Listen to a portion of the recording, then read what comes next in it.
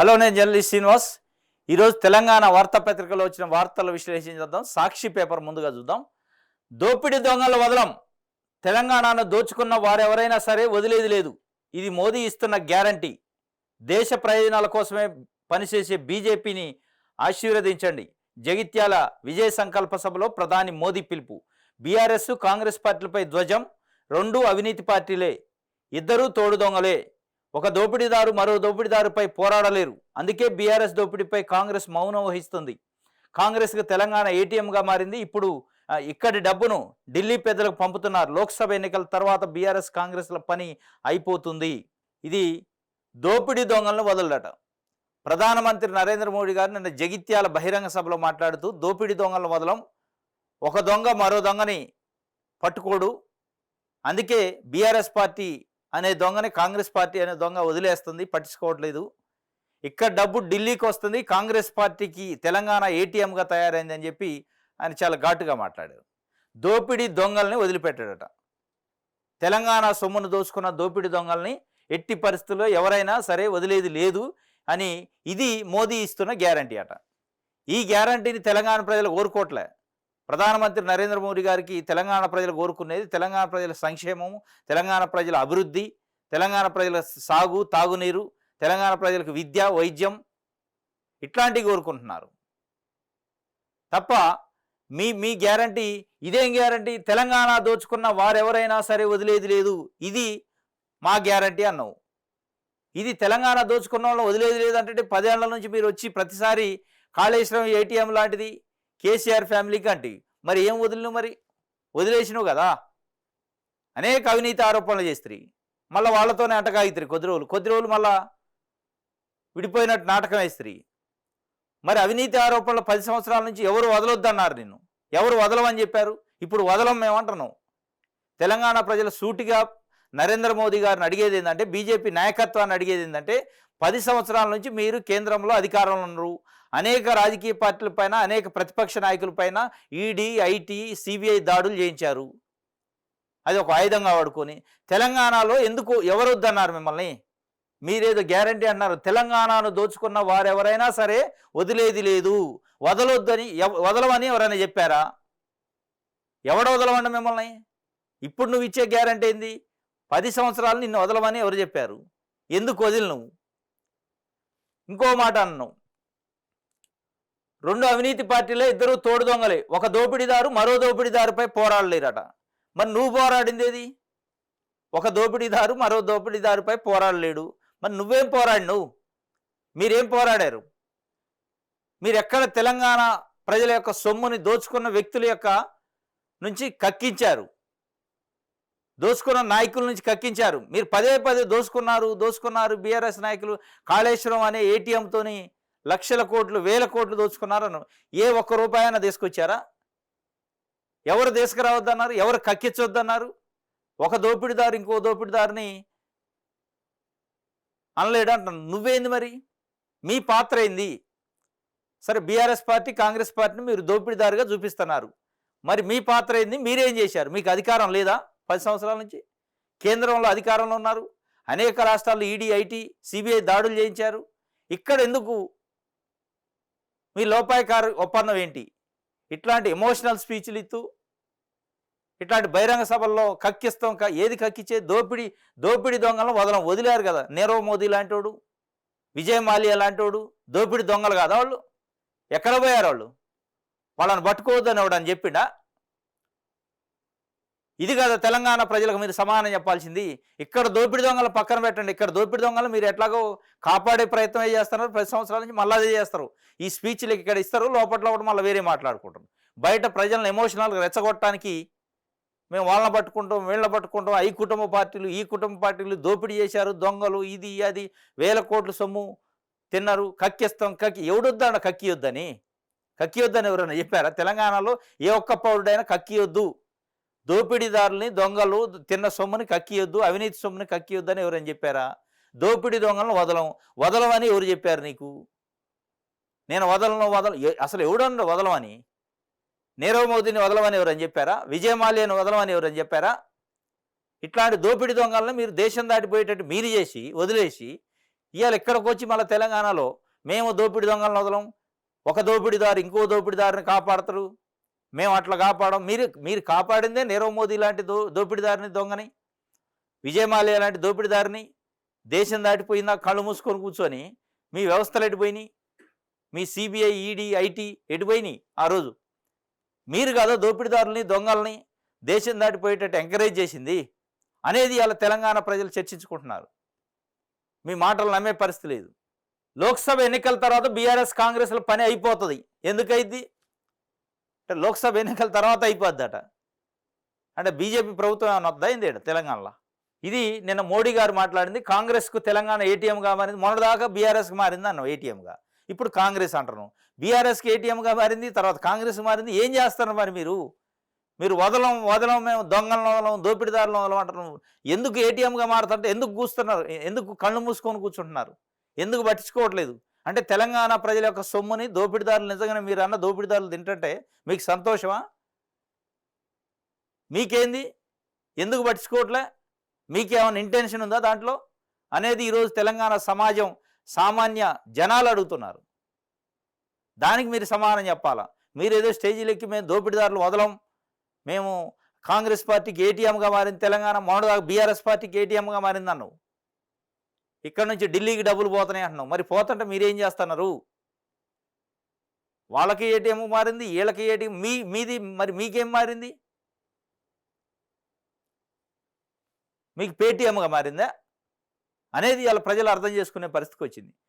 BRS పార్టీకి ఏటీఎంగా కాళేశ్వరం తెలంగాణ మారిందని 10 ఏళ్ళ నుంచి మీరు అన్నారు. ఇప్పుడు కాంగ్రెస్ పార్టీని అంటున్నారు. మీకేం మారింది? వాళ్ళకి ఏటీఎంగా మారింది కాంగ్రెస్కి, బీఆర్ఎస్కి. మీకు పేటీఎంగా మారిందా అనేది ఇలా తెలంగాణ ప్రజలు ప్రశ్నిస్తున్నారు. దానికి మీరు సమాధానం చెప్పాలి. లోక్సభ ఎన్నికల తర్వాత ఇది ఉండదు, కాంగ్రెస్ ఉండదు, బీఆర్ఎస్ ఉండదు, అసలు తెలంగాణ ఉండదు అనే విధంగా మీరు చెప్పటం అంటే బీఆర్ఎస్, కాంగ్రెస్ లేకుండా మరి బీజేపీ ఉంటుందా? అంటే తెలంగాణలో ప్రజల ఆకాంక్షల మేరకు ఏర్పడ్డ ప్రభుత్వం కాంగ్రెస్ పార్టీ, ప్రజలు మ్యాండేట్ ఇస్తే పార్టీ ఉండదని మీరంటే అంటే ఎటు తీసిపోతున్నారు? మీ సంకేతాలు ఏంది? ప్రతి స్కామ్ వెనక కుటుంబ పార్టీలు. దేశంలో ఎక్కడ కుంభకోణం జరిగినా దాని వెనక కుటుంబ పార్టీలు ఉన్నాయి. 2G spectrum DMK, National Herald Congress, Bofors Congress, కొలువుల స్కాము ఆర్జేడీ తదితరాలు ఇందుకు నిదర్శనం. తాజాగా ఆ జాబితాలో బీఆర్ఎస్ కూడా చేరింది. కుటుంబ పార్టీ బీఆర్ఎస్ కాళేశ్వరంలో అవినీతికి పాల్పడింది. ఢిల్లీ లిక్కర్ స్కామ్లోనూ బీఆర్ఎస్ నేతల పాత్ర ఉంది. కుటుంబ పార్టీలు దేశాన్ని దోచుకోవాలని చూస్తాయి, కానీ బీజేపీకి ప్రజా ప్రయోజనాలే ముఖ్యం. అందుకే జూన్ 4న ఎన్డీఏకి 400 సీట్లు దాటాలి. బండి సంజయ్, ధర్మపురి అరవింద్, గోమాస శ్రీనివాసులను గెలిపించాలని ప్రధాని విజ్ఞప్తి చేశారు. బీజేపీకి అట కాళేశ్వరంలో అవినీతికి పాల్పడింది బీఆర్ఎస్ పార్టీ. అట్లా కొన్ని పార్టీలు డిఎంకే, కాంగ్రెస్ ఇంకేదో చెప్పిండు, ఆర్జేడీ వీటి గురించి చెప్పిండు. తాజాగా ఆ జాబితాలో బీఆర్ఎస్ కూడా జరిగింది. కుటుంబ పార్టీ బీఆర్ఎస్ కాళేశ్వరంలో అవినీతికి పాల్పడింది. ఇది మొదటిసారి కాదు మీరు చెప్పింది, చాలాసార్లు చెప్పారు కాళేశ్వరంలో అవినీతికి పాల్పడింది కేసీఆర్ కుటుంబం అని. మరి ఏం చేశారు మీరు అనేది అలా తెలంగాణ ప్రజలు అడుగుతుంది. ఒక వార్తగా సాక్షి పేపర్ ఇచ్చింది. ఇంకోటి గవర్నర్ రాజీనామా. రాష్ట్ర governor Puducherry incharge lieutenant governor పదవులకు రాజీనామా చేసిన తమిళిసై సౌందరరాజన్ భావోద్వేగాలతో తిరిగి వెళుతున్నానని వ్యాఖ్య. గవర్నర్గా 4 ఏళ్ల 6 నెలల 10 రోజులు పదవిలో. గత బీఆర్ఎస్ సర్కారుతో వివాదాలు, తరచూ వివాదాలు. తెలంగాణ రాష్ట్ర governor, Puducherry incharge lieutenant governor పదవులకు తమిళిసై సౌందరరాజన్ సోమవారం రాజీనామా చేశారు. ఈ మేరకు రాజీనామా పత్రాలను రాష్ట్రపతి ద్రౌపది ముర్ముకు పంపించారు. గవర్నర్ రాజీనామా తక్షణమే వర్తిస్తుందని రాజ్భవన్ ఓ ప్రకటనలో తెలిపింది. దీంతో రాష్ట్రానికి 1-2 రోజుల్లో కొత్త గవర్నర్ నియమించే అవకాశం ఉన్నట్టు సమాచారం. దాదాపు 4 సంవత్సరాల 4 సంవత్సరాల 6 నెలల 10 రోజులు మన తెలంగాణ రాష్ట్రానికి తమిళిసై గారు గవర్నర్గా పనిచేశారు. వీరి యొక్క జర్నీలో బీఆర్ఎస్ పార్టీతోని అనేక రకాల విభేదాలు, వివాదాలు, అనేక రకాల అనేక రకాలుగా ధర్నాలు, నిరసనలు, కార్యక్రమాలు. వీరు కూడా ప్రెస్ మీట్లలో కొంత ఘాటుగా ప్రభుత్వాన్ని, బీఆర్ఎస్ పార్టీని, కేసీఆర్ని విమర్శించడం జరిగింది. మొత్తానికి వారి జర్నీ నిన్నటితో ముగిసింది. రాజీనామా చేశారు. అంటే బీజేపీ పార్టీ నుంచి తమిళనాడులో ఎంపీగా కంటెస్ట్ చేయడానికి బీజేపీ పార్టీ అధిష్టానం ఆదేశించినట్టు. ఎంపీగా కంటెస్ట్ చేయాలంటే ఇక్కడ రిజైన్ చేయాలి కాబట్టి రిజైన్ చేసి తమిళనాడు లోక్సభ ఎన్నికల్లో, ప్రత్యక్ష ఎన్నికల్లోకి వెళ్ళటానికి వెళ్తుండ్రు. ఆ వెళ్ళే సందర్భంలో కొంత భావోద్వేగానికి గురయ్యారట. తెలంగాణ ఆడబిడ్డను నేను. తెలంగాణకి నాకు ఎప్పుడు బాంధవ్యము, ఆప్యాయత, దీంతోని విడదీయరాని బంధం ఉంది అన్నట్టు వారు భావోద్వేగానికి గురయ్యారు. నన్ను చాలా ఆడపడుచు లెక్క గౌరవించుకున్నారు. తెలంగాణ ప్రజలు నన్ను ఆదరించారు, ప్రేమించారు, దగ్గరకు తీసుకున్నారు, కడుపులో బిడ్డ చూసుకున్నారు అనే విధంగా కొంత భావోద్వేగానికి గురై చెప్పిన మాటల్ని రాశారు సాక్షి పేపరు. మళ్ళీ బీఆర్ఎస్లో క్యూ కట్టాల్సిందేనట. 4 ఏళ్ల తర్వాత 100 సీట్లతో పార్టీ అధికారంలోకి రావడం ఖాయం. బీఆర్ఎస్ అధినేత కేసీఆర్ స్పష్టీకరణ. 100 రోజుల కాంగ్రెస్ పాలనపై ప్రజల్లో వ్యతిరేకత. నీళ్లు, కరెంటు సరఫరా చేయలేని దుస్థితి. బీఆర్ఎస్ ఓడిపోవడం వల్ల మంచే జరిగింది అన్న కేసీఆర్. గాడిద వెంబడబోతేనే గుర్రం విలువ తెలుస్తుందని వ్యాఖ్య. బీఆర్ఎస్లో చేరిన ఆర్ఎస్ ప్రవీణ్ కుమార్. మళ్ళీ బీఆర్ఎస్లోకి క్యూ కట్టాల్సిందేనట. ఎస్, కడతారు వాస్తవం. అది బీఆర్ఎస్ కావచ్చు, బీజేపీ కావచ్చు, లేకపోతే కాంగ్రెస్ కావచ్చు. అధికారం ఏది ఉంటే దాంట్లో క్యూ కడతారు, దాంట్లో డౌటే లేదు. మీకు అధికారం అంటే మీకెళ్ళి వచ్చేటోళ్ళు అందరూ.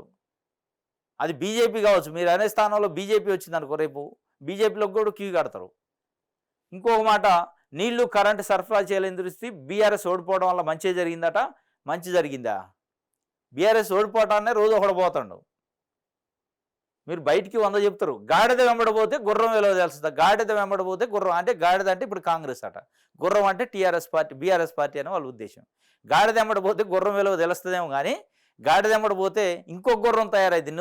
నువ్వు గుర్రం అనుకుంటున్నావు. ఇవాళ ఇంకో గుర్రం తయారయ్యే ప్రమాదం తొందరలోనే ఉంది. గాడిద వెంబడబోతే గుర్రం విలువ తెలుస్తుందని నువ్వు అంటున్నావు. నిన్ను గాడిద కిందనే లెక్కగట్టి తెలంగాణ ప్రజలు ఇంకో గుర్రాన్ని తయారు చేసుకునే పనిలో ఉంటారు. జాగ్రత్తగా ఉండాలి బీఆర్ఎస్ పార్టీ. మీరేదో మేమే ఉద్ధరించడం, మేము మళ్ళీ వస్తాం అని ఒక కలలు కంటున్నారు. కానీ మీ యొక్క ఆ అధికార అది ఏదైతే ఉందో దాన్ని వదిలేసి 10 సంవత్సరాలు అనుభవించిన అధికారం అది ఆ పొరల్ని తీసేసి ప్రజల్లోకి వచ్చి ప్రజల్లో మమేకమై భూమి మీద నడిస్తే మీరు అన్నట్టు నిజంగానే మళ్ళీ 4 సంవత్సరాల తర్వాతనో 5 సంవత్సరాల తర్వాతనో ఏమన్నా వచ్చే అవకాశం ఉంటుంది తప్ప మీరు అదే అహంభావం, అదే కుటుంబము, అదే కథ, అదే దొరతనం, అదే మాటలు చేస్తే తెలంగాణ ప్రజలు మిమ్మల్ని కూడా అదే గాడిద కింద లెగ్గట్టి ఇంకో గుర్రాన్ని చూసుకుంటారు. మీరు అన్న గాడిద వెంబడిపోతే గుర్రం తెలుస్తుంది అంటున్నారు కదా, మిమ్మల్ని కూడా గాడిద కింద లెక్కేసే అవకాశం ఉంటుంది. జాగ్రత్తగా ఉంచుకోవాలి. దానమును అనర్హుడిగా ప్రకటించండి. వామ్మో! స్పీకర్ ప్రసాద్ కుమార్కు బీఆర్ఎస్ ఫిర్యాదు. దానమును ఎంత కొన్నారో చెప్పాలి. కౌశిక్ రెడ్డి తాము గేట్లు తెరిస్తే కాంగ్రెస్ భూస్థాపితం అవుతుందని వ్యాఖ్య. తాము గేట్లు తెరిస్తే కాంగ్రెస్ భూస్థాపితం అయిద్దట. ఎవరు తెరవద్దన్నారు? ఆల్రెడీ తెరిస్తేనే మొత్తం బయటకు వస్తారు. మీరు మొదట గేట్లు వేసి ఉంచారు, ఆ గేట్లు పైకి లేపారు, లేపితేనే అందరు బయటికి పోతున్నారు. గేట్లు తెరిస్తే లోపల రావు నీళ్లు, గేట్లు తెరిస్తే కిందికి పోతాయి. అలుగులోంచి తూములోంచి గేటు తెరవగానే నీళ్ళు ఎడిపోతాయి, కిందికి పోతాయి. ఆ కిందికి పోతున్నారు రా నాయన. నువ్వు గేట్లు తెరిస్తే భూస్థాపితం అవుతాడు. గేట్లు తెరిస్తే మీదే చెరువు ఖాళీ అవుతుంది. ఇప్పుడు మీ చెరువు అంతా ఖాళీ అయ్యి ఇంకో చెర్లకు పోతున్నాయి నీళ్ళు, కింద చెర్లకి. గేట్లు తెరిస్తే కాంగ్రెస్ భూస్థాపితం కాదు, గేట్లు తెరిస్తే బీఆర్ఎస్ భూస్థాపితం అయ్యే పరిస్థితి. ఇంకోటి, దానమును అనర్హుడిగా ప్రకటించాలి. దానమును రేవంత్ ఎంత కొన్నారు? కేసీఆర్ ఎంత కొనడు? ఎల్బీ నగర్ ఎమ్మెల్యే సుధీర్ రెడ్డిని, చేవెళ్ళ మన ఇక్కడ మహేశ్వర ఎమ్మెల్యే సబితాయింద్రారెడ్డిని, పాలేరు ఎమ్మెల్యే ఉపేందర్ రెడ్డిని, కొత్తగూడెం ఎమ్మెల్యే వనమ వెంకటేశ్వరరావుని, ఇల్లందు ఎమ్మెల్యే హరిప్రియాని, వీళ్ళని ఎంత పెట్టుకున్నాడు కేసీఆర్? వీళ్ళందరూ కాంగ్రెస్ పార్టీ హస్తం గుర్తు మీద, సింబల్ మీద గెలిచిన వాళ్ళు కదా. 12 మంది ఎమ్మెల్యేలని బీఆర్ఎస్ పార్టీలో జాయిన్ చేసుకున్నారు.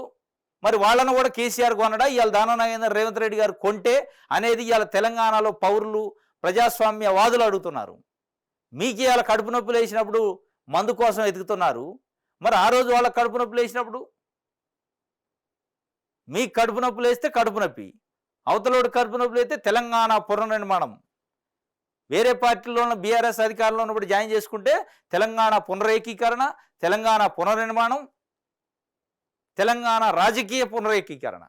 మరి ఇప్పుడు కాకూడదా రాజకీయ పునరేకీకరణ అనేది? తెలంగాణ పౌరులు అడుగుతున్నారు. ఇవాళ దానమును ఎంత పెట్టి కొన్నారంటే నువ్వెంత పెట్టుకున్నావు 12 మందిని అనేది ఇలా సూటిగా. ఒకవేళ మీరు వేరే వాళ్ళకు చూపిస్తే 5 ఏళ్ళు మీకు, 4 ఏళ్ళు మీకు చూపిస్తాయి. అది గుర్తుపెట్టుకోవాలా. ఇంకోటి, అనర్హత పిటిషను. మీకు అర్హతే లేదు. ఆ పిటిషన్ ఇచ్చే అర్హత బీఆర్ఎస్ పార్టీకి లేదు అనేది ఇలా తెలంగాణలో చర్చ. ఎందుకంటే మీరు ఇది ఎంకరేజ్ చేసింది 2014లో కానీ 2018లో వేరే పార్టీలో గెలిచిన ఎమ్మెల్యేలని సంతలో పశువుల్లాగా కొన్నారు అనేది అప్పుడు కాంగ్రెస్ పార్టీ కానీ తెలుగుదేశం పార్టీ పదే పదే విమర్శించింది. ఇంకా అసలు మీరు అనర్హత ఎక్కడది? ఇంకా మీకు ఆ పిటిషన్ ఇచ్చే అర్హత లేదు. తలసాని శ్రీనివాస్ యాదవ్ 2014లో తెలుగుదేశం పార్టీ సైకిల్ గుర్తు మీద సింబల్ మీద గెలిచి ఉంటే మీరు మంత్రి చేశారు. ఏ కాన్స్టిట్యూషన్ చెప్పింది? రాజ్యాంగం ఏమైనా చెప్పిందా? వేరే పార్టీలో గెలిచిన వ్యక్తిని తీసుకొచ్చి బీఆర్ఎస్ పార్టీలో ప్రభుత్వంలో మంత్రి చేయొచ్చని? అది కాదు అనర్హత. డైరెక్ట్ మంత్రే, ఇక మామూలు జాయిన్ చేసుకోవడం కూడా మంత్రి పదవి ఇవ్వటం ప్రభుత్వంలో పెట్టుకోవడం అంటే ఏందది? మీరు ఏమి ఇండికేషన్ ఇచ్చారు? ఇవాళ మళ్ళీ మీరు ఏమి రిప్రజెంటేషన్లు ఇస్తున్నారు అనేది తెలంగాణ ప్రజలు ఇవాళ ప్రశ్నిస్తున్నారు, బీఆర్ఎస్ పార్టీని ప్రశ్నిస్తున్నారు. ఫస్ట్ మీరు ఈ అనర్హత పిటిషన్ ఇచ్చే ముందు కేసీఆర్ బయటకు వచ్చి తెలంగాణ సమాజానికి క్షమాపణ చెప్పాలని తెలంగాణ ప్రజలు కోరుకుంటున్నారు. నేను 2014లో కానీ 2018లో కానీ వేరే పార్టీలో గెలిచిన ఎమ్మెల్యేలను జాయిన్ చేసుకోవడం తప్పు, నన్ను క్షమించాలి తెలంగాణ సమాజం, నేను తప్పు చేశా, అది తప్పే ముమ్మాటికని మీరు ఒప్పుకోవాలి. ఏదో చిన్న చిన్న వాళ్ళు మీ కింద స్థాయి నాయకులు కాదు, బీఆర్ఎస్ పార్టీ అధినేతగా కేసీఆర్ ఒప్పుకొని బయటకు వచ్చి క్షమాపణ చెప్పిన తర్వాత మీ ఇవ్వచ్చు మీరు. ఇది తప్పే ఇప్పుడు కాంగ్రెస్ పార్టీ చేసేది. కానీ మీరు చేసిన మొదలు మీరు చేశారు కదా, ఆ తప్పుకు మీరు ఏమి క్షమాపణ చెప్తున్నారో చెప్తే అప్పుడు మిమ్మల్ని తెలంగాణ సమాజం యాక్సెప్ట్ చేస్తుంది, తెలంగాణ సమాజం మీరు చెప్పే దాన్ని వింటది. తప్ప మీరు ఇవాళ తెచ్చి ఎంత కొన్నారు, ఇది అది భూస్థాపితం చేస్తాం, భూస్థాపితం మీరు చేస్తే కాదు, తెలంగాణ ప్రజలు అనుకుంటే ఇది భూస్థాపితం. ఏ పార్టీ అయినా, ఏ వ్యక్తి అయినా, ఏ లీడర్ అయినా. ఈనాడు చూద్దాం. తెలంగాణ సొమ్ము ఢిల్లీకి, రాష్ట్రాన్ని బారాసా 10 ఏళ్ళు దోచుకుంటే కాంగ్రెస్ ఏటీఎంలా మార్చుకుంది. ఇప్పుడు మనం అనుకున్నది ఇది, తెలంగాణ సొమ్ము ఢిల్లీ కాడ రాష్ట్రాన్ని బారాసా 10 ఏళ్ళు దోచుకుంటే మరి బీజేపీ ఏం చేసింది, కళ్ళు మూసుకొని చూసిందా అనేది తెలంగాణ ప్రజలు అడుగుతుంది. నిజంగానే బారాసా దోచుకుంది అనుకుంటే మరి బీజేపీ ఏం చేస్తుంది? ఇప్పుడు కాంగ్రెస్ ఏటీఎంలా మార్చుకుంది. ఇప్పుడు ఇరు పార్టీల నేతలు ఒకరినొకరు కాపాడుకుంటున్నారు. మెజార్టీ స్థానాలు ఇవ్వాలి, రాష్ట్ర అభివృద్ధికి నేను గ్యారంటీ. జగిత్యాల భాజపా విజయ సంకల్ప సభలో ప్రధాని మోదీ అట. ఇది విజయ సంకల్ప సభకు సంబంధించి. ఇంకోటి, ఆప్ నేతలకు 100 కోట్ల చెల్లింపుల్లో కవిత పాత్ర అట. తర్వాత వాటిని రాబట్టుకోవడానికి అక్రమార్జన, ఈడీ వెల్లడి. ఢిల్లీ మద్యం విధానంలో పొందిన ప్రయోజనాలకు ప్రతిఫలంగా బరాసా ఎమ్మెల్సీ కవిత ఆప్ నేతలకు 100 కోట్లు చెల్లించడంలో భాగస్వామి అయ్యారని ఎన్ఫోర్స్మెంట్ డైరెక్టరేట్ తెలిపింది. హైదరాబాద్లో ఈ నెల 15న ఆమెను అరెస్ట్ చేసిన ఈడీ సోమవారం అందుకు సంబంధించిన వివరాలతో పత్రికా ప్రకటన విడుదల చేసింది. ఢిల్లీ మద్యం విధాన కుంభకోణంలో తెలంగాణ ఎమ్మెల్సీ కవితను ఈడీ అరెస్ట్ చేసింది. ఢిల్లీలోని పీఎంఎల్ఏ ప్రత్యేక కోర్టు ఆమెను ఈ నెల 23 వరకు ఈడీ కస్టోడియల్ విచారణకు పంపింది. ఈ ఉత్తర్వులు 16న వెలువడ్డాయి. ఇది ఈడీ కస్టడీలో ఉన్న కవిత, ఎమ్మెల్సీ కవిత గారి పైన 100 కోట్ల సంబంధించిన ముడుపుల కేసులో, ఆప్ నేతలకు 100 కోట్ల రూపాయలు ఇచ్చిన ముడుపుల కేసులో ఆమెను అరెస్ట్ చేశారట. మద్యం కుంభకోణం, ఢిల్లీ మద్యం కుంభకోణంలో లిక్కర్ స్కామ్లో వారి యొక్క ప్రధాన పాత్ర ఉందని ఈడీ ఒక ప్రకటన నిన్న రిలీజ్ చేసింది. ఆ ప్రకటనలో స్పష్టంగా చెప్పింది 100 కోట్ల ఆప్ నేతలకి ముడుపులు ఇచ్చింది. ఆ ముడుపులు ఇచ్చినందుకు వాళ్ళ మద్యమ పాలసీని చేంజ్ చేశారు. ఆ మద్యం పాలసీతో మార్పులు చేసుకోవడం వల్ల ఈ కవిత ఈ 100 కోట్లకు సంబంధించిన పెట్టుబడితోనే అక్రమార్జన సంపాదించడానికి ఒక ప్రయత్నం చేసింది అనే అభియోగంతో, ప్రధానమైన అభియోగంతో అరెస్ట్ చేశారట. దాని మీద ఇంట్రాగేషన్ నడుతుంది. మొత్తానికి ఇది నిన్న జరిగిన అప్డేట్. కవిత పిటిషన్పై నేడు సుప్రీంలో విచారణ. ఢిల్లీ మద్యం కేసులో తనకు ఎన్ఫోర్స్మెంట్ డైరెక్టరేట్ జారీ చేసిన సమాలను సవాల్ చేస్తూ బారాసా ఎమ్మెల్సీ కవిత గత ఏడాది మార్చి 15న దాఖలు చేసిన రిట్ పిటిషన్ మంగళవారం సుప్రీంకోర్టు ముందు విచారణకు రానుంది. అలాగే ఈ నెల 15న తనను ఈడీ అరెస్ట్ చేయడానికి సవాల్ చేస్తూ సోమవారం ఉదయం దాఖలు చేసిన మరో పిటిషన్ను ఆమె తరఫు న్యాయవాదులు ఇదే కేసుతో పాటు ధర్మాసనం ముందు ఉంచారు. ఇది ఆమె గతంలో ఈడీ ఇచ్చిన సమాన్లపైన కేసు వేశారు, దానిపైన నడుస్తున్నాయి, ఎట్లాంటి ఆర్డర్ రాలేదు, సుప్రీంకోర్టులో కేసు నడుస్తుంది. మళ్ళీ నిన్న 15న అరెస్ట్ చేసిన దానిపైన సుప్రీంకోర్టు నిబంధనలకు విరుద్ధంగా నన్ను అరెస్ట్ చేశారు అని చెప్పి కూడా కేసు వేశారు. ఆ రెండింటి కనెక్టింగ్ మ్యాటర్లు చేసి ఈరోజు ఇంటారట. మొత్తానికి సుప్రీంకోర్టుకు పోయారు. ఇది మనం మొదటి నుంచి అనుకుంది, సుప్రీంకోర్టుకు పోవడం వల్ల చుక్కెదురైంది తప్ప అక్కడ రిలీఫ్ అయ్యే అవకాశమే లేదు.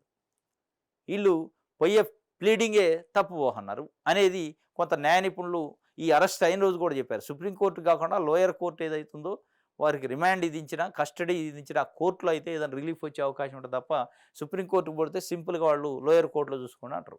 ఖమ్మం, మెదక్, భువనగిరి టికెట్లకు పోటాపోటీ. లోక్సభ అభ్యర్థుల తుది జాబితాపై నేడు కాంగ్రెస్ ఎన్నికల కమిటీ నిర్ణయం. సోనియా గాంధీతో రేవంత్ సుదీర్ఘ భేటీ. వివిధ అంశాలపై చర్చించిన సీఎం. నేడు సిడబ్ల్యూసి, సిఈసి సమావేశాల్లో పాల్గొనే అవకాశం.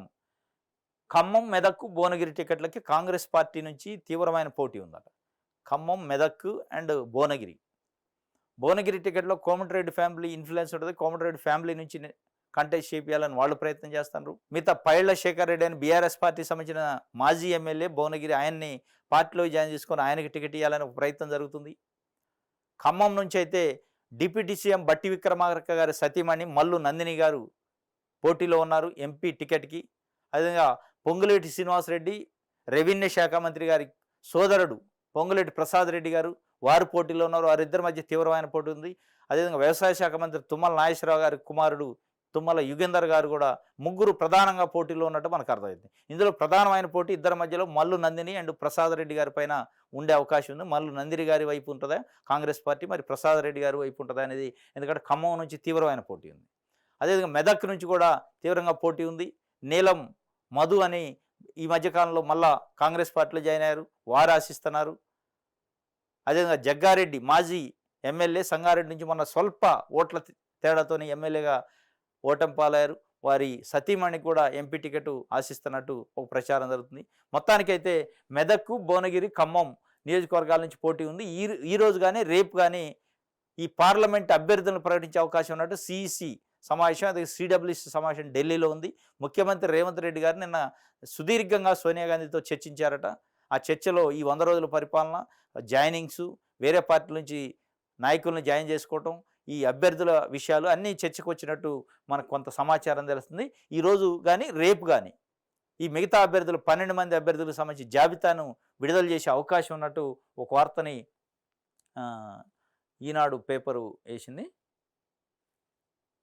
ఇది ఈనాడుకు సంబంధించి. వెలుగు చూద్దాం.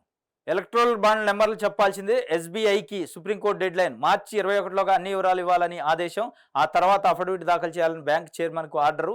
గత ఆదేశాలు పాటించకపోవడంపై ఆగ్రహం. ఎలక్టోరల్ బాండ్స్కు సంబంధించి మీ దగ్గర ఉన్న సమాచారం మొత్తాన్ని వెల్లడించారు. మీరు ఇక్కడికి రాజకీయ పార్టీల తరఫున రాలేదని భావిస్తున్నాం. ఈ కోర్టు తీర్పును పాటించాల్సిన బాధ్యత మీపై ఉంది. బాండ్ల విషయంలో ఎస్బీఐ సెలెక్టివ్గా ఉండకూడదు. ఏ దాత లేదా ఏ సంస్థ ఏ రాజకీయ పార్టీకి ఎన్ని నిధులు ఇచ్చారో స్పష్టంగా తెలియాల్సిందే. ఎన్నికల బాండ్లు ఆల్ఫా న్యూమరిక్ సీరియల్ నెంబర్లతో పాటు అన్ని వివరాలను ఈసీకి సమర్పించాలి. స్టేట్ బ్యాంక్ ఆఫ్ ఇండియాకి సంబంధించి స్టేట్ బ్యాంక్ ఆఫ్ ఇండియా ఒక రకంగా రాజకీయం చేస్తుంది అనుకోవాలి. ఎందుకంటే సుప్రీంకోర్టు అనేక సార్లు చెప్పింది, సమాచారం పూర్తిగా ఇవ్వండి అంటే పాక్షికంగా కొంచెం కొంచెం ఇస్తారు. ఒకరోజు ఉత్త పేర్లు ఇస్తారు, ఇంకో రోజు నెంబర్లు ఇస్తారు, ఇంకో రోజు డేట్లు ఇస్తారు. అందుకని నిన్న చాలా సీరియస్గా చెప్పింది, మీరు ఇక్కడ రాజకీయ పార్టీ పరంగా రాలేదు, మీరు ఒక ఎస్బీఐ బ్యాంకుగా ఉండండి. మీరు మొత్తం సమాచారం అంటే మీ దగ్గర ఉన్న సర్వ సమాచారాన్ని స్పష్టంగా ప్రజలకు తెలియజేయాలి తప్ప ఒకరోజు ఒకటి దాచిపెట్టే కార్యక్రమాన్ని చేయొద్దు. దీంట్లో ఎట్లాంటి రహస్యం లేదు, ప్రజలకు ప్రతిదీ తెలవాలి, పిన్ టు పిన్ తెలవాలి అని సుప్రీంకోర్టు స్పష్టంగా చెప్పింది. కాళేశ్వరం దోపిడీ జాలక లెక్కర్ స్కామ్. కమిషన్ల కోసం ఢిల్లీ దాకా వచ్చిండ్రు ప్రధాని మోదీ. తెలంగాణ ప్రజల కళ్ళను బీఆర్ఎస్ చిదిమేసిందని ఫైరు. కాళేశ్వరం స్కామ్ ఫైళ్లను కాంగ్రెస్ దాస్తున్నది. అవినీతి పరులను వదిలిపెట్టం, ఇది మోదీ గ్యారంటీ. శక్తిని అంతం చేస్తామని ఇండియా కూటమి అంటున్నది. శక్తి ఆశీర్వాదం ఎవరికి ఉందో జూన్ 4న తేలుతుంది. వికసిత్ తెలంగాణ, వికసిత్ భారత్ మా లక్ష్యం. జగిత్యాల విజయ సంకల్ప సభలో ప్రసంగం. వికసిత్ తెలంగాణ అట. ఎట్లా వికసిస్తుంది? మీరు ఏదన్నా అభివృద్ధి కార్యక్రమాలు చేస్తే వికసిత్ తెలంగాణ. మేము దోపిడీదారుని పట్టుకోవడమే నా గ్యారంటీ. నువ్వు పట్టుకోవు అర్థమవుతుంది. విజయ్ మాల్యా అని నీరవ్ మోదీని చూసిన తర్వాత దోపిడీదారుల్ని ఎట్లా పట్టుకుంటారు, ఎట్లా వదులుతారు అనేది తెలంగాణ ప్రజలు కూడా చూశారు, భారతదేశంలో ఉన్న వాళ్ళు కూడా. ఇక నువ్వు మళ్ళా కాళేశ్వరం ఇవన్నీ కాకమ్మ కథలు చెప్తే ఎవరు నమ్ముతారు? మోడీ గారు. కేసీఆర్ పాలన స్వర్ణయుగం. కేసీఆర్ పాలన స్వర్ణయుగం అట. ఆయన అధికారంలో లేకపోవడం బాధాకరం. ఆర్ఎస్ ప్రవీణ్ కుమార్. ఎవరికి బాధాకరం? నీకు బాధాకరం. నువ్వు కేసీఆర్ పంపిస్తే రాజకీయాల్లోకి వచ్చినావు అనేది ఇలా తెలంగాణలో సామాన్య ప్రజలు కూడా చర్చించుకుంటున్నారు. కేసీఆర్ ఇచ్చిన తయలాలకి, కేసీఆర్ ఇచ్చిన డబ్బులకు లోబడి నీ యొక్క డీజీపీ ర్యాంక్ పదవికి రాజీనామా చేసి రాజకీయాల్లోకి వచ్చింది కేసీఆర్ కోసమేనా అనేది ఇలా ప్రశ్న తెలంగాణ ప్రజల మదిలో మెదులుతుంది. నువ్వు మొన్నటి వరకు చెప్పిన బహుజనవాదం, SC SC BC minority concept అంతా ఉత్త అబద్ధం, నీ యొక్క ముసుగు తొలగిపోయింది ఇలా అనేది ఇవాళ తెలంగాణ ప్రజలు అనుకుంటున్నారు. నువ్వు ఇవాళ కేసీఆర్ పాలన స్వర్ణయుగం, ఆయన అధికారంలో లేకపోవడం బాధాకరం. ఎర్రవెల్లి ఫామ్ హౌస్లో కేసీఆర్ సమక్షంలో బీఆర్ఎస్ ఫామ్ హౌస్కి పోయి జాయిన్ అయ్యిండు.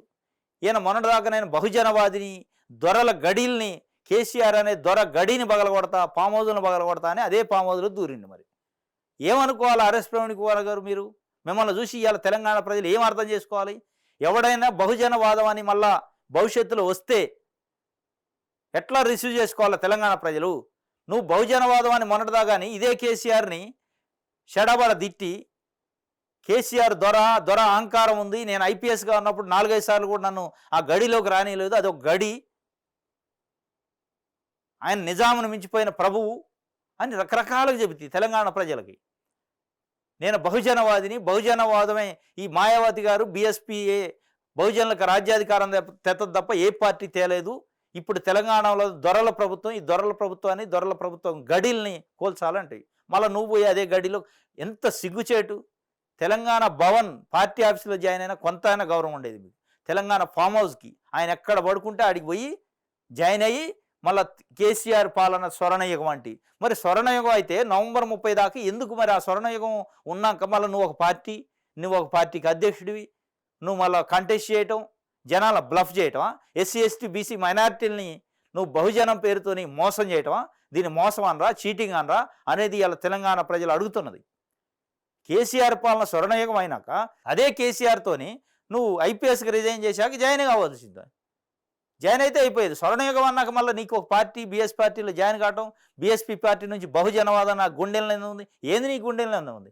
నీ గుండెల్లో కేసీఆర్ బొమ్మ ఉంది, కేసీఆర్ ఆత్మ ఉంది నీ గుండెలలో అనేది ఇవాళ ప్రజలు అర్థం చేసుకుంటున్నారు. కేసీఆర్ పాలన స్వర్ణయుగం అని ఇవాళ నువ్వు అంటున్నావు కదా, 3 నెలల క్రితం ఎందుకు అనలేదు?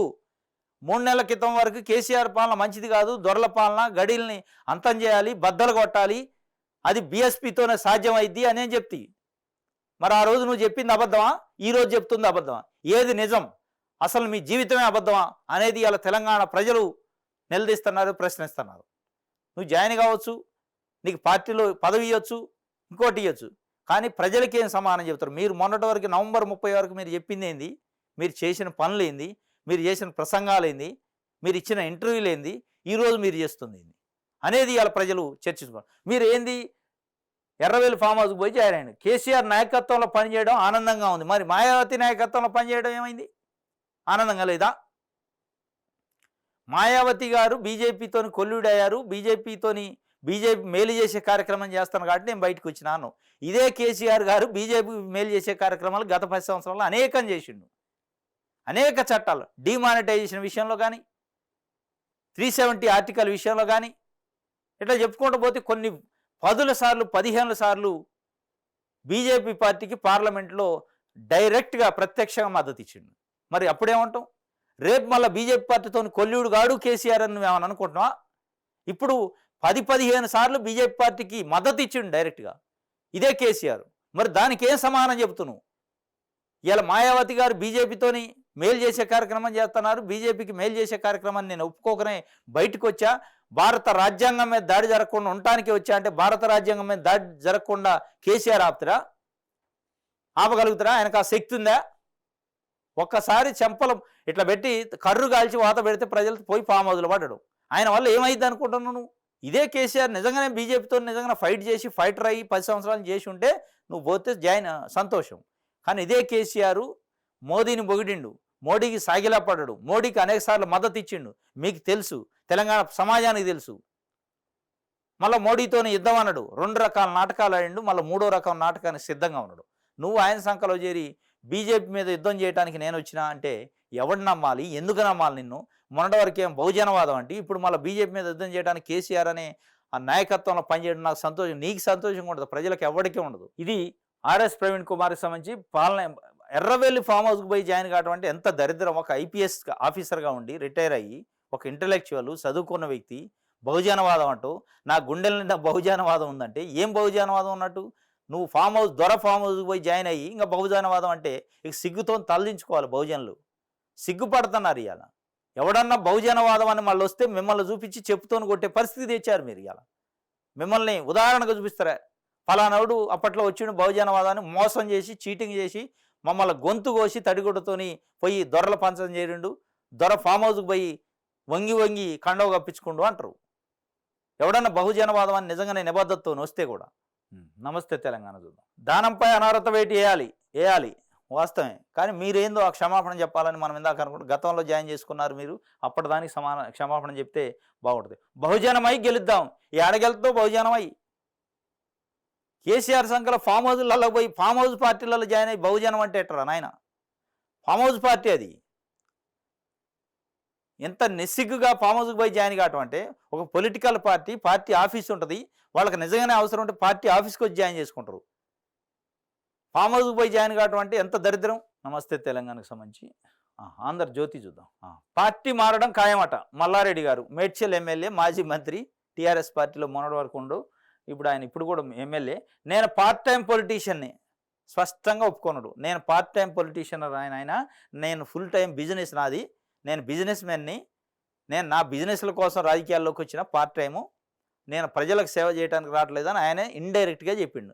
నేను పార్ట్ టైం పొలిటీషియన్ని, ఫుల్ టైం బిజినెస్ మ్యాన్ కాదు. వ్యాపారాలకు ఇబ్బంది లేకుండా రాజకీయ నిర్ణయాలు. అది ఇప్పుడు ప్రజలు, తెలంగాణ ప్రజలారా చైతన్యం కావాలి. ఇట్లాంటి వ్యాపారస్తుల్ని, ఇట్లాంటి వ్యక్తులను తీసుకొచ్చి మీరు ఎమ్మెల్యేలుగా ఎంపీలుగా గెలిపిస్తే ఇట్లానే ఉంటుంది. ఆయన వ్యాపారాలకు ఇబ్బంది లేకుండా రాజకీయ నిర్ణయాలు తీసుకుంటాడట. ప్రజలకు ఇబ్బంది లేకుండా కాదు, ప్రజల అభివృద్ధి కాదు. ఈయన చాలా బోలా మనిషి కాదు కాబట్టి ఓపెన్గా చెప్పిండు. అందరూ చేసేది ఇదే. వాళ్ళ వ్యాపారాలకి, వాళ్ళ డబ్బులకి, వాళ్ళ పదవులకి ఇబ్బంది లేకుండా రాజకీయ నిర్ణయాలు తీసుకుంటున్నారు. స్పష్టం. ఈయన బోలా మనిషి కాబట్టి స్పష్టంగా చెప్పిండు, బయటికి చెప్పిండు, అంతే. తప్పులేదు, వాస్తవం ఇది. వాస్తవాన్ని ఒప్పుకున్నాడు ప్రజల ముందు. ఇంకే ఏదైనా మేలు. కొంతమంది అట్లా దానికి రంగు పూసి ప్రజల కోసమే నేను పార్టీ మారుతున్నా, నియోజకవర్గం కోసమే పార్టీ మారుతున్నా, నియోజకవర్గ ప్రజల ఆకాంక్షల మేరకు ప్రజల అభివృద్ధి కోసం నేను పార్టీ మారుతున్నా అని దానికి ఒక ముద్దు పేరు పెడతారు. ముద్దు పేరు పెట్టి గత 10 ఏళ్ళ నుంచి ఇదే కార్యక్రమం చేశారు. మళ్ళీ ఇప్పుడు కూడా అందులోకి. కానీ స్పష్టంగా మల్లారెడ్డి గారు పాపం, ఆయన పుణ్యాతుడు, పాపం ఎట్టా మొత్తం చెప్పిండు. ఏమన్నాడు? వ్యాపారాలకు ఇబ్బందులు లేకుండా రాజకీయ నిర్ణయాలు తీసుకుంటా. అందరు తీసుకునేది ఇదే. ఇక్కడ నేతలు అడ్డుపడుతున్నారని డీకే వద్దకు చెప్పాను. ఇక్కడ నేతలు పార్టీలో జాయిన్ కాకుండా అడ్డుపడుతున్నారని డీకే శివకుమార్ దగ్గరకు పోయి చెప్పిండాడు. సార్, నేను మీ దాంట్లో జాయిన్ కావాలనుకుంటున్నాను, నాకు వ్యాపారాలు ఉన్నాయి, వాటికి ఇబ్బంది కలగకుండా ఉండడానికి నేను జనం కోసం రాజకీయాల్లోకి రాలే, కానీ మీ వాళ్ళు నన్ను జాయిన్ చేసుకోవట్లే, మీరన్నా చెప్పండి అని ఆయన దగ్గర పోయిండట. బీఆర్ఎస్ ఎమ్మెల్యేలకు స్పష్టం చేసిన మల్లారెడ్డి. బీఆర్ఎస్ ఎమ్మెల్యేలు పిచ్చేపాటు మాట్లాడుకునేటప్పుడు చెప్పిండట, కాంగ్రెస్లో కుదరకపోతే బీజేపీలో చేరేందుకు కూడా రెడీ. Yes, ready. ఎక్కడ అధికారం ఉంటే అక్కడ ఆయన స్పష్టంగా చెప్పిండు కదా, నా వ్యాపారాలకి ఇబ్బంది కలగకుండా నిర్ణయాలు తీసుకుంటా, అది బీజేపీ కావచ్చు, కాంగ్రెస్ కావచ్చు అనేది స్పష్టంగా చెప్పిండు. చాలా మంచివాడు, బోలా మనిషి, ఉన్నది ఉన్నట్టు చెప్పిండు. ఇట్లా చెప్పాలి ప్రతి నాయకుడు కూడా, నాకు పలానా వ్యాపారాలు ఉన్నాయి, పలానా అక్రమాస్తులు ఉన్నాయి, వాటిని కాపాడుకోవడానికి నేను వెళ్తున్నా అని నియోజకవర్గ ప్రజలకు చెప్పండి. లెటర్ రాయండి, బహిరంగ లేఖ రాయండి ప్రజలకి. మీరైతే ఓటేశారు, కానీ నాకు కొన్ని ఇబ్బందులు ఉన్నాయి, నాకు వ్యాపారాలు ఉన్నాయి, నాకు అక్రమ సొమ్ము ఉంది, నాకు కుటుంబ సభ్యులకు పదవులు కావాలి, వాటి కోసం నేను పార్టీ మారుతున్నా, ఏమనుకోవద్దని 2 చేతులు దండం పెట్టి ఒక లేఖ రాసి జాయిన్ కండి. ఇట్లా ఒప్పుకోండి, తప్పులేదు. కానీ మళ్ళీ ప్రజలను బ్లఫ్ చేయడానికి ప్రజల కోసం పోతున్నాం, అభివృద్ధి కోసం పోతున్నాం, ఏది లేదు, మనలేదు, ఉట్టిదే ఇదంతా. అంత దొంగలే. బీఆర్ఎస్లోనే ఉంటానన్న మల్లారెడ్డి అల్లుడు రాజశేఖర్ రెడ్డి, ఇది కొద్ది తాత్కాలికం అన్నట్టు, ఉట్టిదే. ఇది ఆర్ఎస్ ప్రవీణ్ కుమార్ సంబంధించి. ఆర్ఎస్ ప్రవీణ్ కుమార్ మొన్నటి వరకు ఇప్పుడు బీ చేరిందట. బీఆర్ఎస్ ప్రవీణ్ కుమార్ కేసీఆర్ సమక్షంలో గులాబీ పార్టీలో చేరిక. ప్రియాంకతో రేవంత్ భేటీ. దేవాదాస్ మున్షితో కలిసి సమావేశం. నేడు కాంగ్రెస్ సిఈసి భేటీకి సీఎం హాజరు. అభ్యర్థుల 3వ జాబితాపై సిఈసి కసరత్తు. తెలంగాణలో సీట్లకు నేడే అభ్యర్థుల ఖరారు అని చెప్పి ఒకటి. బెంగాల్ డీజీపీపై వేటట. పోలీస్ బాస్ను తప్పించిన EC. Election commission Paschim Bengal DGP పైన వేటు వేసిందట. దానికి సంబంధించి ఒక వార్తని ఆంధ్రజ్యోతి ఇచ్చింది. ఇది ఆంధ్రజ్యోతికి సంబంధించి. దిశ చూద్దాం. నామినేటెడ్పై నారాజ్. అధికార పార్టీలో అసంతృప్త జ్వాలలు. జిల్లాల్లో మంత్రుల మధ్య భిన్నాభిప్రాయాలు. తమను కాదని ఇతరులకు ఇచ్చారంటే ఆగ్రహం. ప్రాధాన్యత లేని పోస్టు అంటూ ఇంకొందరికి అలక. పలుచోట్ల జూనియర్లకు ఎక్కువ ప్రయారిటీ. ఏఐసిసికి మంత్రులు, సీనియర్ల ఫిర్యాదు. లోక్సభ ఎన్నికల ముందు కొత్త వివాదం. నామినేటెడ్ పోస్టులు మొన్న 34 కార్పొరేషన్ చైర్మన్లు ఇచ్చారు కాంగ్రెస్ పార్టీ. మొత్తం 54 ఉంటే ఇంక 20 పెండింగ్ ఉన్నాయి. 34 కార్పొరేషన్ చైర్మన్లో జూనియర్లకే మంచి పోస్టులు అట, సీనియర్లకే మామూలు పోస్టులు ఇచ్చారట. కొంతమందికి అసలు ప్రయారిటీ లేదు. పార్టీ కోసం పనిచేసిన వాళ్ళకి కాకుండా పారాషూట్లు మొన్న పార్టీలో జాయిన్ అయిన వాళ్ళకి ఇచ్చారట. మొత్తం మీద అయితే కాంగ్రెస్ పార్టీలో గందరగోళం అయిపోయింది. ఆ నామినేటెడ్ పదవులు 10 ఏళ్ళు పార్టీ కోసం కట్లాడి జైలుకు పోయి లాఠీ దెబ్బలు తిని, తోటా దెబ్బలు తిని, అనేక అవమానాలకు గురై, ఆర్థికంగా ఇబ్బంది పడి, పార్టీని నమ్ముకొని పార్టీని భుజాలపైన మోసిన నాయకులను కాదని 2-3 నెలల క్రితం జాయిన్ అయిన కాంగ్రెస్ పార్టీ పవర్లో కొత్తదని తెలిసి జాయిన్ అయిన నాయకులకి ఈ పదవులు ఇస్తే ఏం ఇండికేషన్ ఇస్తున్నట్టు మీరు? అది స్పష్టంగా అధికార పార్టీలో అసంతృప్త జ్వాలట. ఏఐసిసికి మంత్రులు, సీనియర్లు. ఇప్పుడు మళ్ళీ మీరు చేస్తుంది ఏంది? చేవేళ్ల నుంచి రంజిత్ రెడ్డి, ఇంకొక ఏదో పట్టం మహేందర్ రెడ్డి, ఇట్లాంటి వాళ్ళని జాయిన్ చేసుకొని బయట నుంచి ఇంకెవడు వస్తారు, వాడు వస్తారు, ఈడు వస్తారు అని చూసి వాళ్ళకి టికెట్లు ఇచ్చే కార్యక్రమం మళ్ళీ చేయడానికి ప్రయత్నం చేస్తున్నారు. మల్కాజ్గిరి కాదు, సికింద్రాబాద్ కావచ్చు, చేవేళ్ళ కావచ్చు. కాంగ్రెస్ పార్టీలో నాయకులు లేనట్టు వేరే పార్టీ వాడిని అప్పటికప్పుడు పట్టుకొచ్చి అప్పటిదాకా వాడిని దొంగ అంటారు, దోపిడిదారు అంటే, అక్రమ ఆస్తులు సంపాదించినట్టు, కబ్జాలు చేసినట్టు వాడిని తీసుకొచ్చి మీరు టికెట్ ఇచ్చుకుంటా మరి ఇక్కడ ఉన్న కార్యకర్తల్ని, ఇక్కడ ఉన్న నాయకుల్ని అవమానించినట్టు కాదా? ఇది కూడా అదే. మొత్తం మీద ఒక గందరగోళం క్రియేట్ చేశారు కాంగ్రెస్ పార్టీలో. ఏంటి అంటే కష్టపడ్డోడికి ఫలితం దక్కకుండా కష్టపడనోడికి ఫలితం దక్కుతుంది. గద్దొచ్చి పిల్లని తనకపోయినట్టు తనకపోతున్నారు పదవుల్ని అనేది ఇలా కాంగ్రెస్ పార్టీలో ఉన్న కష్టపడ్డ నాయకులు, కార్యకర్తలు కుమిలిపోతున్న పరిస్థితి. అన్నా నేను వస్తా, బీఆర్ఎస్ ఎమ్మెల్యేల మధ్య సంభాషణ, కాంగ్రెస్లో చేరేందుకు నేతల ఉత్సాహం, ప్రస్తుత పరిస్థితుల్లో పార్టీ మారితేనే సేఫ్ అనే భావన. నీతో కలిసి పార్టీ మారతా అని ఒకరికొకరు అనుకుంటున్నారట బీఆర్ఎస్ పార్టీలో ఉన్న ఎమ్మెల్యేలు. అన్నా నువ్వు పోయేటప్పుడు నాకు చెప్పాను, నేను కూడా వస్తా, నలుగురిని కలిసి ఒకసారి జాయిన్ అవుదాం, నీతో నేను వస్తా అని వాళ్ళు దీని మీద ఉన్నారు. ఇది వదిలేశారు. ఈ పార్టీ కథ ప్రజలను వదిలేసి ఎప్పుడు జాయిన్ కావాలి, ఎప్పుడు మమ్మల్ని వెళ్తారు, ఏమైనా పదవి ఇస్తారా, ఏమైనా కాంట్రాక్టులు ఇస్తారా, ఈ ధ్యాసలో ఉన్నారు గెలిచిన ఎమ్మెల్యేలు. ఇది బీఆర్ఎస్ రాష్ట్ర ప్రధాన కార్యదర్శిగా ఆర్ఎస్పీ అట. ఆర్ఎస్ ప్రవీణ్ కుమార్ నిన్న జాయిన్ అయ్యాక బీఆర్ఎస్ పార్టీ రాష్ట్ర ప్రధాన కార్యదర్శిగా ఆర్ఎస్పీ. సిగ్గుండాల.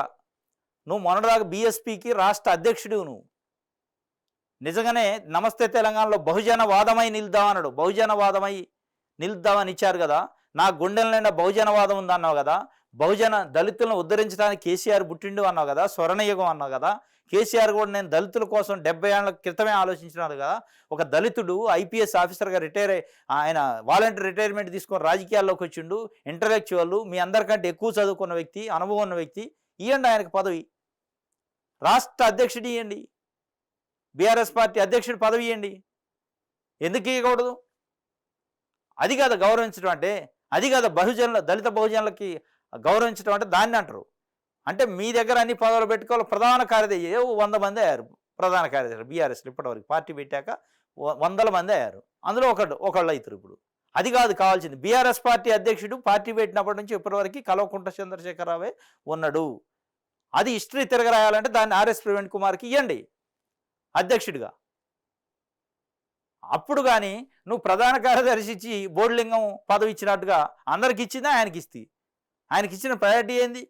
దళిత బహుజనవాదం అయి నిలుద్దామన్నావు కదా. బహుజనవాదం అప్పుడు నిలుస్తుంది. ఇది ప్రజలు కోరుకునేది. సరే, ఆర్ఎస్ ప్రవీణ్ కుమారు తల వంచి ఫామ్ హౌస్కి పోయి జాయిన్ అయ్యాడు. ఆ తల వంచి ఫామ్ హౌస్కి పోయి జాయిన్ అయింది కన్నా ఆయనకు అధ్యక్షుడు ఇస్తే ఆయన చెప్పుకుంటాడు కనీసం జనాలకి, నాకు ఇగో మొత్తం బీఆర్ఎస్ పార్టీని నాకే అప్పచెప్పారు కాబట్టి నేను జాయిన్ అయినా అంటే కొంతవరకన్నా ప్రజలు నమ్ముతారు. మళ్ళీ నువ్వు ప్రధాన కార్యదర్శులు, స్పోక్స్ పర్సన్లు ఈ అందరికి ఇచ్చేయి. ఇది దిశ పేపర్కి సంబంధించి. ఇది ఈరోజు తెలంగాణ వార్తాపత్రికలో వచ్చిన వార్తలకు సంబంధించిన విశ్లేషణ. రేపు తాజా వార్తలతో మళ్ళీ కలుసుకుందాం. Thank you.